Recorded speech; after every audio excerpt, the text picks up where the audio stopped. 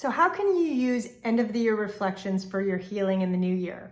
That's what I'm going to be talking about, because in this video, I'm going to share some really simple strategies you can use to assess 2022 and do some healing work so you can move in for a fresh perspective for 2023. Because what we want to do is we want to let go of what didn't work in 2022 and utilize those same lessons to create something better in the next year. But if you're new here, my name's Michelle Ferris. I'm a psychotherapist and I love helping people create relationships that work. So reflecting is basically thinking deeply about something. And for me, it's about acknowledging what's happened, because sometimes we get really busy and we don't want to do that. We don't want to feel the pain, but that's exactly how we heal, is by acknowledging our own experience, because when we can feel it, we can heal it.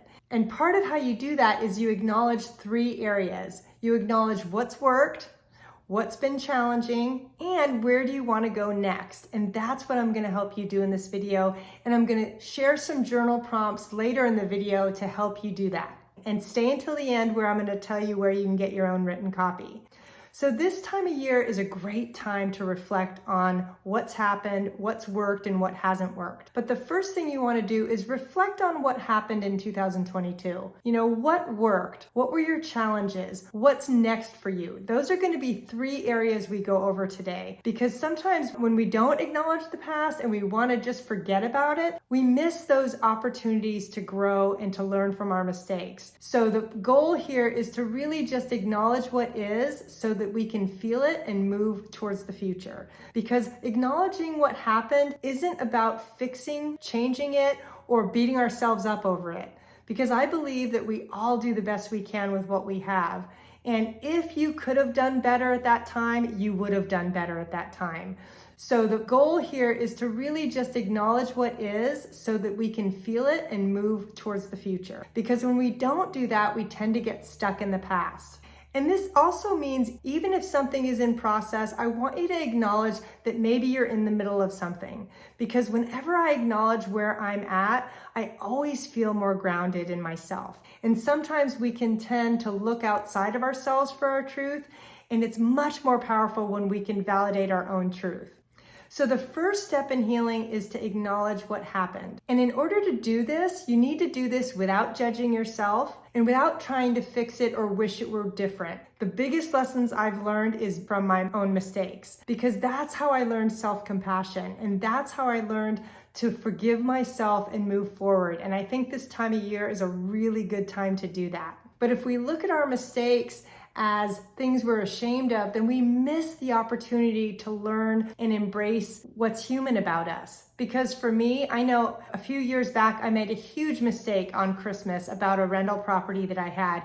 And I ended up thinking that I was double booking a client, and I actually didn't. And I spent $3,000 getting this other rental property for this family because I thought I had double booked them. And it turned out I didn't. And even though that was a really humbling lesson and it was super painful, it made me realize something really important moving forward, is I was going too fast and I wasn't letting myself calmly handle the situation. And that was a huge lesson for me. It's one I've never forgotten. So now when I look at emails, when I look at my rental property, I'm a lot more mindful in how I do that. But the lesson there was really painful initially.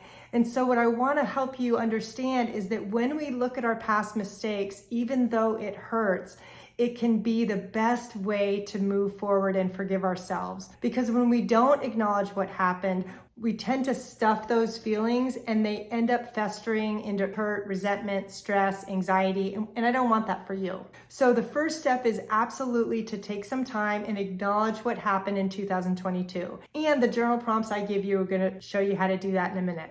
So the next thing you can do is I want you to set your intention for the year by picking one word. And usually the word or phrase is something you really want to improve on in 2023. I always pick a word that is my challenge. So some examples in my own life is, one time I set the word courage. Another time it was telling my truth, because I had a really hard time doing that. This year, my word was patience, and I've gotten a lot of growth around patience, because part of what happens when we set our intention is the universe ends up giving us those lessons because of that intention. And even if you forget about it, you'll notice that you'll have lessons to remind you. And the great thing is when you have just one word or phrase, it's pretty easy to remember that. So I want you to think about what is one thing you'd like to change in 2023, because that's how I got my word. Do you want to be more patient? Do you want to be kinder to yourself? Do you want to tell your truth like I did? Write down right now what your word or phrase for 2023 is, because that's going to give you a really healthy focus. And the reason I love this one is it becomes the focal point of my healing. And that is super simple, because sometimes in personal growth, there's so many things to work on that we get overwhelmed. But if you always have a word or phrase you're working on, it becomes much easier to know what the goal is. Say your word for 2023 in the comments. I want to hear what you're going to be working on in the new year.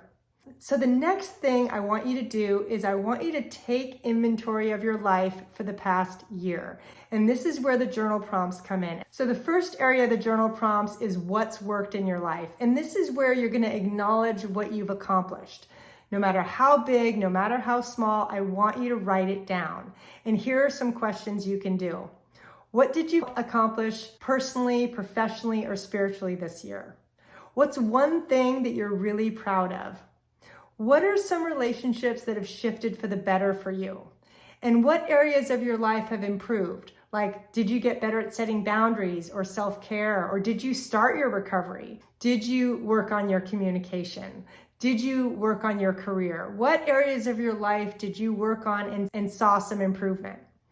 And the last one is, what are you grateful for in 2022? Because that is so key. Sometimes we get so focused on what we want to improve on that we forget what we need to acknowledge and be grateful for.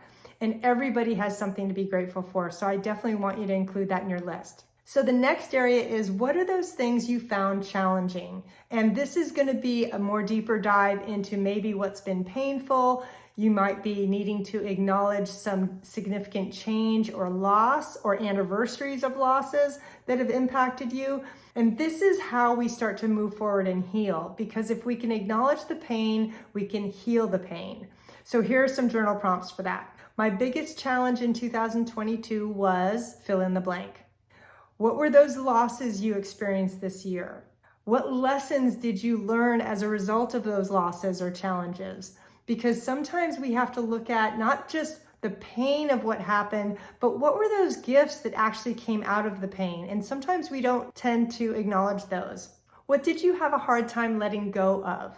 Who have you had a hard time forgiving? What areas were you unkind to yourself? Because these are all really important areas that you can inventory, because that's going to help you decide what you want for 2023. So the last one is, what's next? What do you want to create for 2023? So the one behavior change I want to make in 2023 is fill in the blank. The one thing I want to focus on in my relationships is what? Do you want to set boundaries? Do you want to communicate better? Do you want to handle your anger better? What's one thing I want to change about my health is fill in the blank. One thing I'm willing to let go of is what? Perfectionism, beating myself up, compulsive eating, drinking too much. What's that one thing you'd like to give up this year? And what's one thing I want to do for myself in 2023? Okay, these are all really simple journal prompts you can use today so that you can heal and go into the new year with a fresh perspective. Now, if you want your own copy of these journal prompts, I'm going to leave the link in the description of this post. Thanks so much for watching.